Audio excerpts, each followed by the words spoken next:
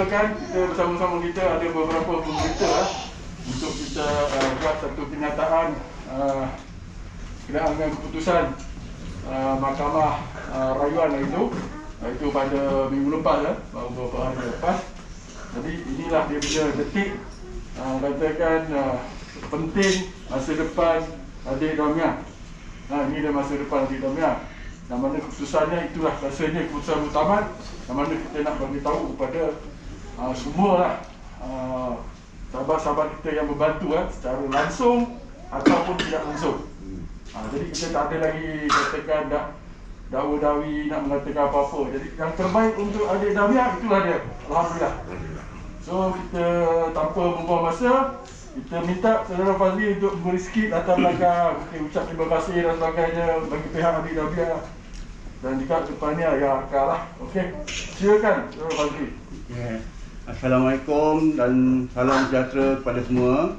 Jadi hari ini saya dengan rasminya saya nak memaklumkan status yang selama ni saya viralkan sebelum ni berkenaan kes anak saya yang tertunda dekat Mahkamah Rayuan. Jadi hari ini saya tampil untuk memberi maklum balas, membuat kenyataan status kes anak saya sudah pun selesai di peringkat Mahkamah Rayuan. Yang pertama sekali saya nak panjatkan kesyukuran Alhamdulillah pada Allah, kebesaran Allah yang memberi peluang, yang memberi satu keputusan yang adil untuk kami, terutama untuk anak saya inilah, Damia Lutfiah lah. Jadi dekat sini saya ingin mengambil kesempatan mengucapkan jutaan terima kasih kepada Ayahanda Rani Kulub, Meja Razali, badan-badan NGO ni lah yang selama ni menjadi tulang belakang dalam membantu, memberi sokongan pada saya untuk terus berjuang mempertahankan kes anak saya ni. Jadi dekat sini juga saya nak mengucapkan terima kasih, banyak-banyak terima kasih kepada semua netizen-netizen yang selama ni mengambil berat dengan komen-komen anda, dengan bantuan sumbangan anda lah kami berada kat sini hari ni. Jadi terima kasih juga kepada Perdana Menteri kita, iaitu Tan Sri Muhyiddin Yassin, serta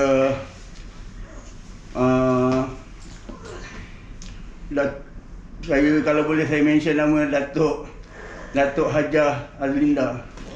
Dia merupakan Sekretari Politik Muhyiddin Yassin, Tan Sri Muhyiddin Yassin. Jadi dia orang yang banyak membantu dalam kes ni, banyak memberi sokongan, dorongan kepada saya, keluarga. Dia banyak bantu.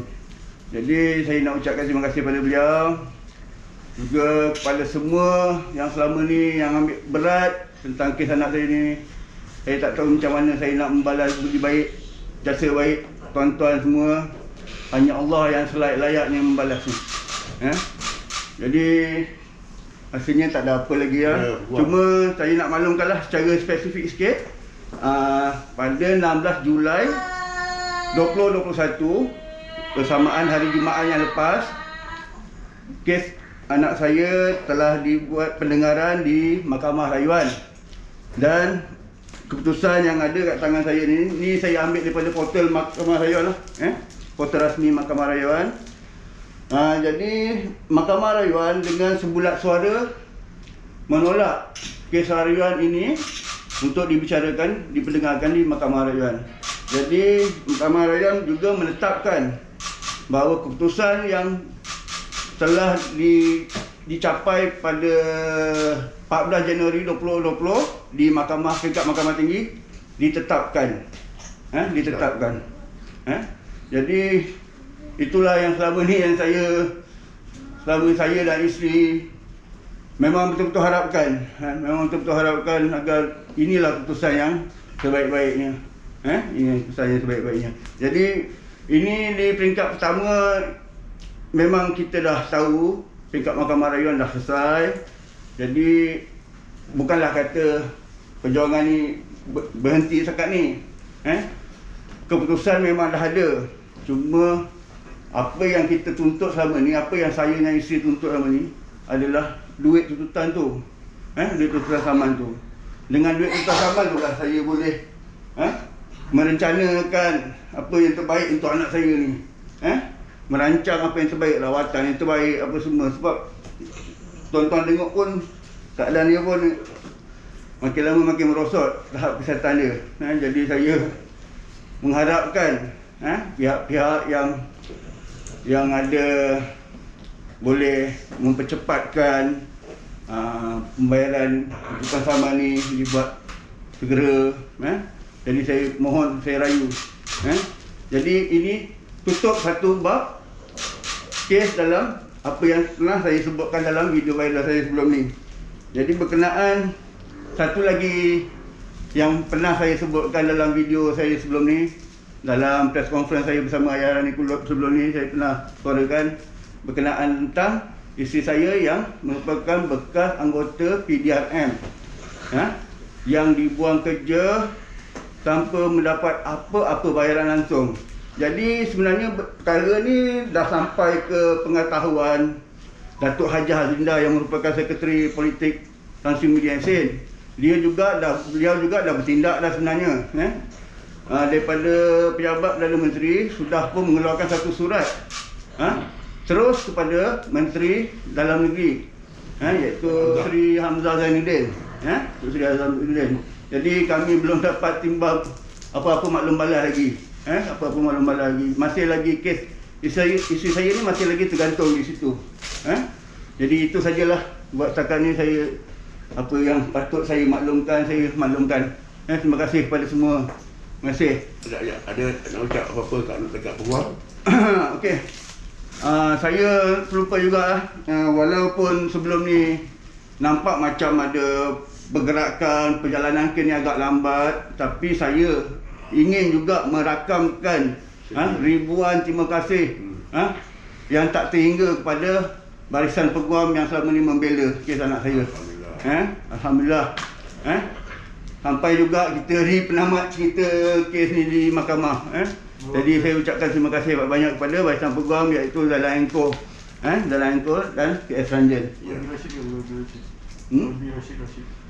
Ya, tak lupa juga ada satu lagi tokoh politik yang selama ni pun banyak juga memberi idea-idea, memberi tunjuk ajar macam mana nak mempercepatkan, nak cari jalan yang lebih baik, yang terbaik. Jadi saya tak lupa juga, saya nak ucapkan terima kasih kepada Timbalan Speaker Dewan Rakyat, iaitu YB Datuk Haji Rashid. Dia juga pernah datang ke rumah saya, melawat anak saya, pernah ambil tahu. Memang dia ambil tahu tentang anak saya, tentang kami keluarga. Terima kasih kepada YB. Terima kasih saya ucapkan. Saya bagi pihak mewakili keluarga saya, isteri saya dan anak-anak mengucapkan jutaan terima kasih kepada semua yang pernah menyumbang bakti kepada apa yang pernah saya viralkan selama ni, sebelum ni. Okey, itu saja. Macam JTM. Apa dia?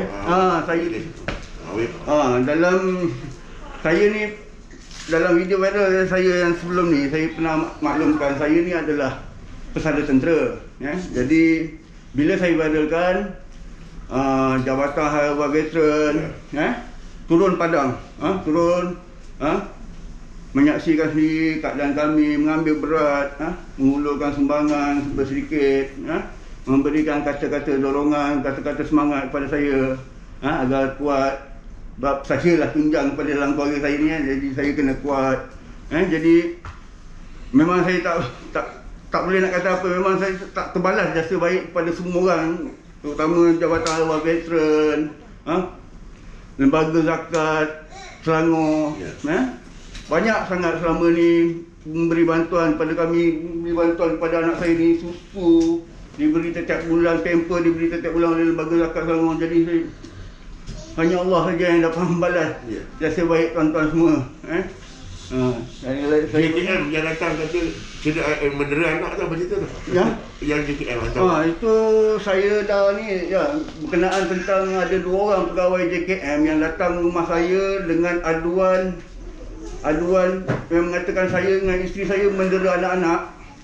Jadi saya sebenarnya saya tak suka nak ambil pok sangat benda yang remeh-temeh ni, tapi benda tu saya dah maklumkan kepada Suhakam ya. Suhakam ya? Saya dah maklum kepada Suhakam sebab Suhakam ada satu badan yang memperjuangkan hak asasi kanak-kanak. Ya. Jadi kat sini saya bagi peluang kepada Suhakam untuk siasat. Ya. Untuk siasat kat mana macam mana boleh terjadinya benda tu macam tu. Jadi sebenarnya saya ni dah lah ada anak suka macam ni.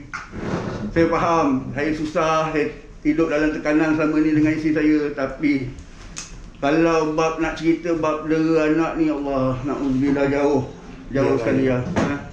Jauh sekali. Saya sanggup lepaskan jawatan saya nak jaga anak, bayangkanlah. Bayangkan tu. Takkanlah saya jenis orang yang dera anak-anak. Ya. Jadi saya tak ada apa lagi yang saya nak cakap. Sekali lagi saya mewakili keluarga saya mengucapkan jutaan terima kasih kepada semua, termasuk barisan media-media ni juga, selama ni buat liputan, mewar-warkan supaya benda ni sampai ke pihak yang patutnya. Terima kasih pada pihak-pihak media juga selama ni. Jadi tak ada apa lagi yang saya boleh cakap ya. Hanya kegembiraan je lah dengan berita gembira ni. Okay, terima kasih Tuan Fazli tadi panjang lebar dah ucapan terima kasih beliau kepada semua sekali yang terlibat secara langsung ataupun tidak secara langsung. Saya ceritakanlah daripada puncanya daripada awal sehingga sekarang lah apa yang berlaku pada anak saya ni lah. Anak saya ni sebenarnya dia mengalami kelemasan. Kelemasan sewaktu proses bersalin. Proses dia dilahirkan. Sebab waktu tu pihak hospital mungkin, yalah kita ni manusia, pihak hospital mungkin terlepas pandang setelah dia pecahkan air ketuban rumah saya. Lepas tu dia kurang pemantauan, jadi air ketuban tu dah kering, anak saya dah lemas dalam kandungan.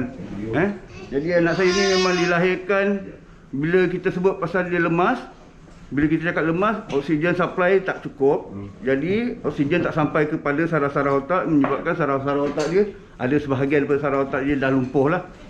Jadi diagnose yang anak saya hidapi sekarang ni, orang kalau bahasa medicalnya cerebral palsy.